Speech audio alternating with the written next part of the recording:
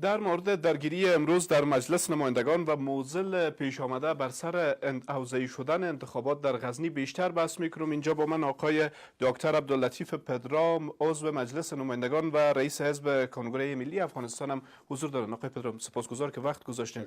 در آغاز میخوایم بپرسیم که چرا همیشه حرفای شما باید در مجلس جنجالی شود؟ بسم الله الرحمن الرحیم. با عرض سلام ادب خدمت بیننده های محترم. بحثی که ما مطرح میکنیم در واقع برمیگرده به واقعیت های کشور ما و نیازهای به لحاظ عدالت خواهی مطرح است. از این بابت هر یک از این بحث ها با عکس العمل مواجه می شود. نه اینکه ما خودمان میخوایم بحران سازی بکنیم، ولی مسائلی که ما مطرح میکنیم مسائل بحران ساز است. به این معنی که شما هر جای به این واقعیت ها میخواید انگشت بگذارید و مطرح بکنید، عکس العمل نشان میدن یک عده مردم های تمامیت خواه. همین امروز هم بحث ما در مجلس در رابطه با چگونگی برگزاری یا عدم برگزار انتخابات در غزنی بود. اصلا بحث ما درباره قانون در کمیسیون مستقل انتخابات بود، یعنی الزاما و اختصاصا به برادران پشتون ما ربطی نداشت. اما امونایی که شما به تمامیت خواهی متهم میکنین، همواره شما را هم به تمامیت خواهی متهم میکنن. ببینید، موقعی که ما میگیم چی کسی تمامیت خواه هست، باید مصداقهاش در بیرون نشان بدیم. سخن چون بگفتی دلیلش بیاور. ببینید، من یک نمونه تمامیت خواهی را میگم، بعد شما میتوانید داوری بکنید که ما تمامیت خواه هستیم یا اونا. ما میگیم که دو زبان رسمی داریم، فارسی و پشتو. هم دانشگاه بیه، هم پوانتون بیه، اگر لازمش ازبکی، اردو، ترکمنی، بلوچی هم بیه. ما امروز میگیم که شما در 34 ولایت، 33 ولایت آمدین ولایت حوزه گرفتین. این سال امروز اختصاصا استثناء کمیسیون انتخابات میگه که ما در غزنی استثنایی برخورد میکنیم. و چرا؟ برای که احتمالاً هزارها رای بیشتر میگیرن. یا ما فلان ولسوالی را از هلمند بعد انتقال بدیم به دایکندی، برخلاف اون ولسوالی مربوط به هلمند است، چرا هزارها در اونجا رای بیشتر میگیرن؟ خب این تبعیض است. حالا شما میتوانید داوری بکنید که ما واقعا تمامیت خواه هستیم یا دیگران تمامیت خواه هستیم. آقای پدرام، پس شما دیگه جایی در پارلمان ندارین و هم صنفی های شما را اخراج میکنن؟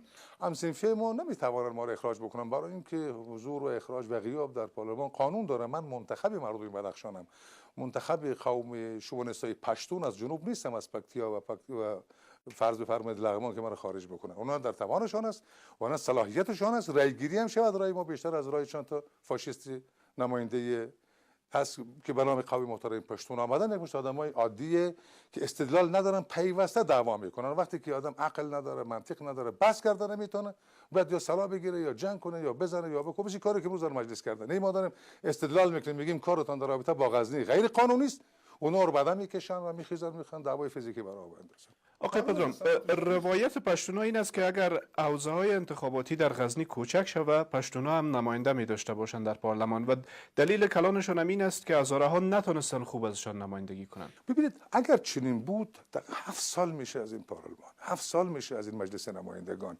خب همون زمان 3 سال پیش، 4 سال پیش می آمدن قانون انتخابات طوری تنظیم می‌کردن که این معضل امروز با وجود نمی آمد. اگر چنین چیزی بود و این مردم نتوانسته بودن نمایندگی خوب بکنن، خب در قانون انتخابات باید تصحیح می‌کردن. شما نمی‌شود یک قانون بر سراسر کشور تطبیق بکنید، بعد در رابطه با یک قوم خاص، یک مردم خاص بین یک روش دیگری داشته باشین. می‌بینید که این اصلا شرم‌آور است، خجالت آور است، غم انگیز است واقعا. حکومت در اختیارشون، کمیسیون انتخابات در اختیارشون، مجلس در اختیارشون. خب میتونستن ولی از قانونی تغییر وارد بکنن. چرا این کارو نکردن؟ الان دارن یک معضل ایجاد میکنن. آقای پدرام، شما میخواین پشتونا از غزنی نماینده داشته باشن و واقعا دیدگاه شما در مورد چرا نه؟ من میخوام که همه مردمان نماینده داشته باشن، اما نماینده ها باید منتخب مردم باشن. نماینده ها باید در انتخابات و پشت صندوق های رای باید انتخاب شوند، نه مثل 10 تا کوچی که بر ما تحمیل کردن. این 10 تا کوچی تحمیلش بر پارلمان عادلانه است، منصفانه است. اینا کوچیان، واقعا میلیاردرهایی هستن، صاحب هزار جریب زمین هستن. همین آقای احمدزی کوچی است. این ظلم نیست؟ این بی‌عدالتی نیست؟ این فاشیسم نیست؟ این چی است؟ معاون دور مجلس میلیون ها دلار سرمایه داره، بعد میگه کوچی است. میگم قصه شتر مرغ چی است؟ میگه بپر، بگه من شتر هستم فلان مرغ، بار مرغ هستم. اینا یا کوچی هستن یا شهروندن یا متوطنن. اینا زور میگن، منطق نمیپذیرن. هر جای منطق نداشتن وارد جنگ دعوا میشه. اینا نمایندهشون هستن در مجلس نمایندگان. مطلقاً استدلال بلد نیست. فقط بلدن چاقو کشی بکنن، عربده بکشن، پشت این میز بده و پشت صندلی بده و قال مقال جنجال. اون آقایم که بسیار دعوا میکرد با جوری سو از افغانستان هم نیست، پشتون هم نیست، پشتون افغانستان هم نیست. متاسفانه ما میگیم نماینده داشته باشه. اونجا تاجیکا هم هستن در غزنی، تنها پشتونا که نیستن. من تاجیکم.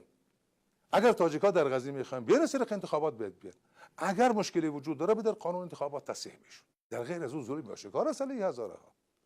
آقای پدرام، در مواقع هم شده که در داخل مجلس نمایندگان هم فکرهای شما هم کنار شما ایستاده نشدن. پاسخ شما در این مورد چه است؟ همیشه در رابطه با مسائل عمومی عدالت خواهی همه همسنفان من در کنار من ایستاد بودن. امروز نگاه بکنید، یک تهاجمی تقریبا داشتن میخواستن وارد یک جنگ بشن، در واقع برخورد فیزیکی بکنن، ولی اونجا آدمایی که ایستاد شدن آدمایی بودن با ما هم فکر بودن. اگر اینا خیال میکنن نمایندگان قوم پشتون که البته شایستگی نمایندگی قوم محترم پشتون هم ندارن، یک مش اوباشی که اینجا دارن سخن میگن، اگر چنین بود چرا نمیان وارد انتخابات نمیشن؟ ما میگیم قانون تحصیلات عالی را باید ما و شما بیاریم رای گیری بکنید، چرا حاضر نمیشن برای گیری؟ حالا یک چیز حداقل آقای پدرام، حداقل یک بحث بسیار مهم است. شما کسایی را که به اوباشی متهم میکنین، اونا شما را متهم میکنن به خدمت به استخبارات بیرونی.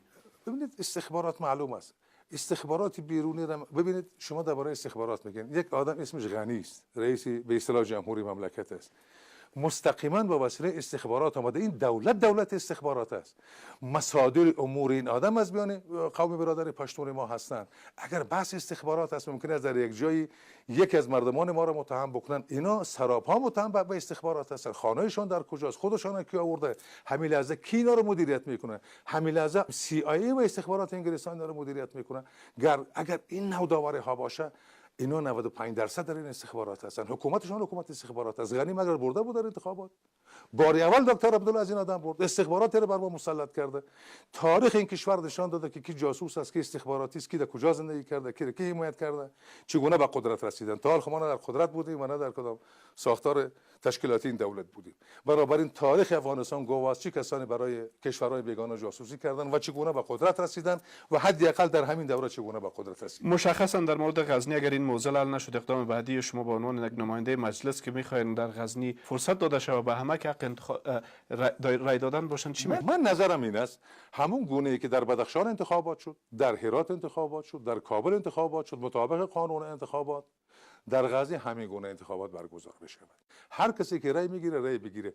این آقایی که نمیره پشت صندوق رای، بلد نیست، سواد نداره، مکتب نمیخونه، فقط بلد است که آدم بکشه و جنایت بکنه، او هزاره درسانده متمدنی با فرهنگی که میره کارت میگیره و میخواد رای بده، برای رای بگیره. مگر نمیگن شایسته سالاری؟ چرا در اینجا بس شایسته سالاری نمیکنن؟ یک مردم دارن رای میدن، یک مردم دیگه رای نمیدن. بعد اینجا عصبانی میشن، میگه چرا هزاره بیشتر میبره؟ برای این هزاره بیشتر هزاره شهری است، هزاره فرهنگ داره، متمدن است. برو در انتخابات، اونجا تاجیکا هم هستن.